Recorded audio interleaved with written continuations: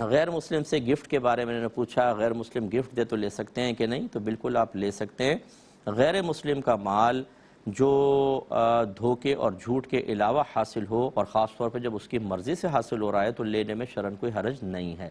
ہاں یہ ضرور ہے اگر وہ گوشت آپ کو گفٹ کرتا ہے تو وہ نہیں لیں آپ۔ اگر آپ نے بامر مجبوری لے بھی لیا ہے، جیسے بعض اوقات پڑوسی غیر مسلم ہوتے ہیں، گوشت وغیرہ پکا ہوا بھیج دیتے ہیں، کچا بھیج دیں فرض کر لیں، وہ آپ نہیں کھا سکتے کیونکہ ان کے ذبیحہ کا مسئلہ ہے، وہ آپ کسی اور غیر مسلم کو آگے دے دیں، آپ نہ کھائیں۔ باقی گفٹ لینے دینے میں مسئلہ نہیں ہوتا، حتیٰ کہ ان کے مذہبی تہوار ہوتے ہیں،